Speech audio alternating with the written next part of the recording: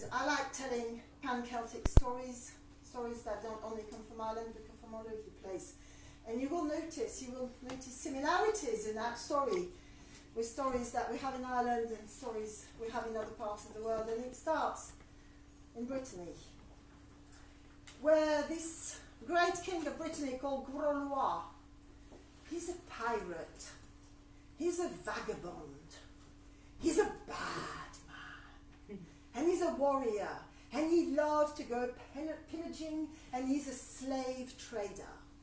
And he takes his boat and he goes all the way from Brittany across to Cornwall, and then across to Ireland, and then possibly to Scotland, we don't know. But what we do know is that when he comes back to Brittany, he comes back with a horse. And the horse is called Morwalk, and it's the darkest, amazing stallion you've ever seen, and nobody can ride him. He's got the flaming nose, and he's got the extraordinary eye, and he's as fast as the wind, and the only other person that can ride him is this woman. Ladies and gentlemen, he has brought back a woman with him, and we don't know where she comes from, and it is said that she may have been married before, and her husband died of a mysterious death that nobody can explain, and she is beautiful. She has long red hair and green eyes, and she looks like a mermaid, and yet the horse will let her ride him. There also came the little girl. The little girl was born in the sea, we are told. And then they're very happy for a quick while, and as the story goes, well, what happens is that the woman dies. And the woman dies, and Grolois falls apart completely, goes depressed, doesn't go on antidepressants, it's a disaster, starts drinking, won't do anything. And the little girl, she's left to her own devices. And remember, she was born in the sea, it is said, and she goes to the beach every day, and she dances along the beach all naked. And as she grows, it appears that the ocean, the great ocean itself, or himself, comes and gathers her in his arms. And they appear, the fishermen say, they appear to make love on that beach. And one day, they see her throwing a ring in the sea. And it appears like a hand comes out of the sea, made of waves and water, all green and glistening, and the ring fits on the finger. And she is engaged with the ocean. Manahan, I think you call him. Powerful forces, and she doesn't want to leave the beach anymore, so she goes to her father, Grolois, who's drunk somewhere, and she says to him, Father, build me a town on the beach. Build me a town on that beach. And everybody says, how can you possibly build a town on the beach? And we know what happens in America, people building towns on the beach. Florence, I give you. But no, they build a town on the beach, and there's thousands of slaves build that town, and they build a wall, a seawall along that beach, and behind the seawall they create the most beautiful town you have ever seen, with towers of glass glistening in the sun, with the most amazing temples, with a university full of absolutely clever people, with poetry and art and music and everything you can think under the sun. And on the seawall there is a gate, a golden gate, locked by a golden key. And at special times the door is open so that the water comes in, and then the water goes out again. And all is well, and all is well for a very long time. But you see, the young girl, she's growing up. Making love with the ocean is not quite enough, is it? No. I can hear people laughing. Have you tried it? Actually, I quite like making love with the ocean, but never mind. It isn't quite right, is it? No. So what does she do? She takes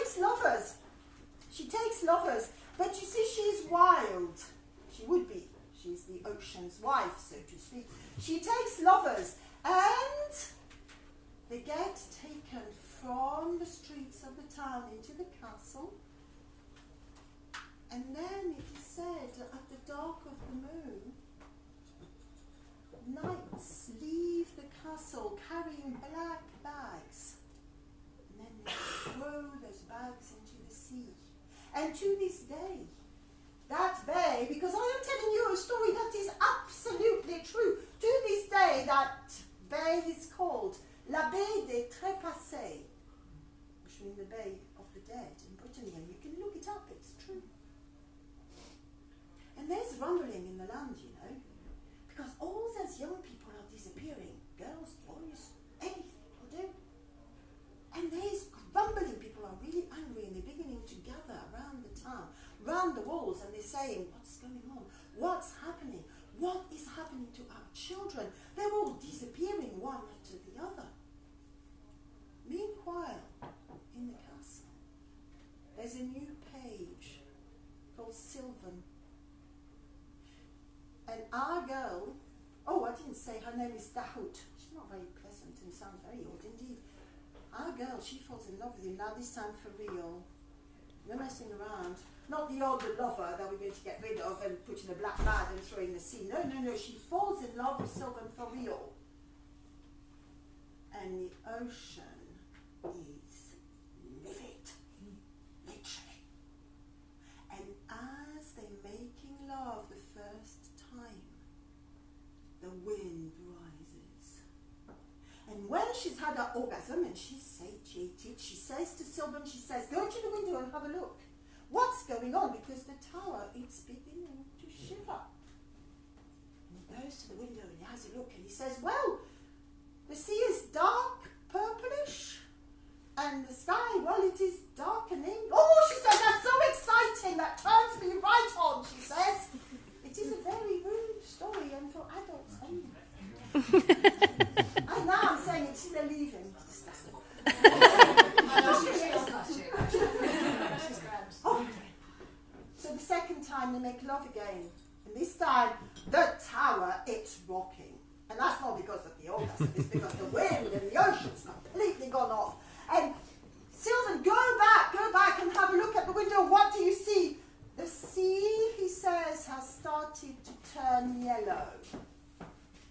And the foam is rising up the tower. And yet, she says, carry on, let's do it again. So they do it again, but this time it is so bad when he looks out of the window that he cannot actually see anything.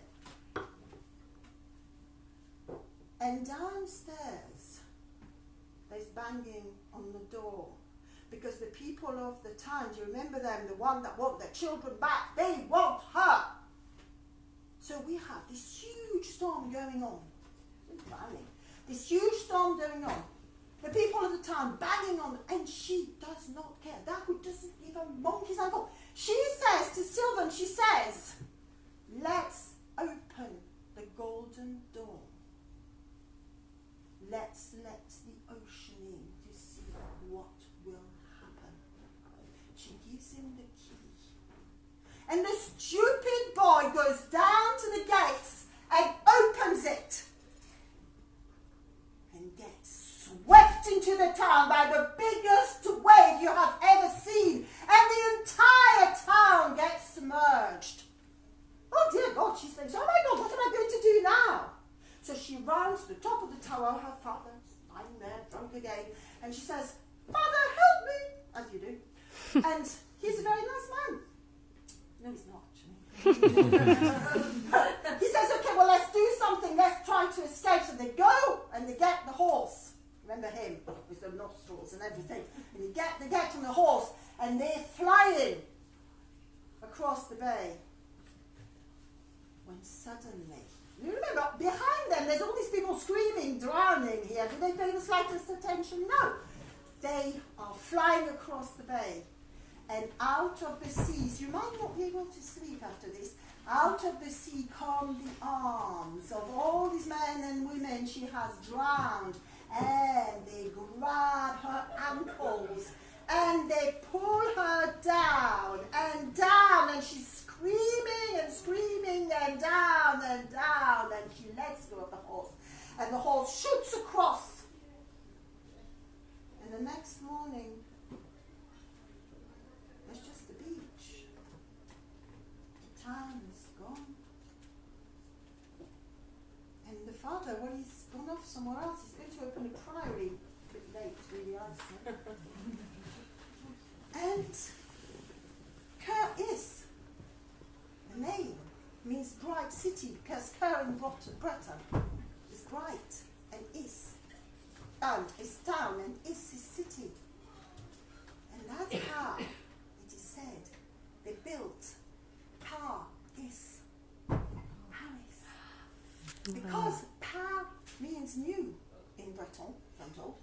Henceforth, Paris is the new city of Is. And there's an old Breton proverb that says, when the Seine drowns the town of Paris, KerrYs will return. And that is the story of the sunken city of KerrYs. And it is also said that in that bay, on bad nights, when the storms are raging, the people of the small villages along the bay can hear the screams of the city of Is.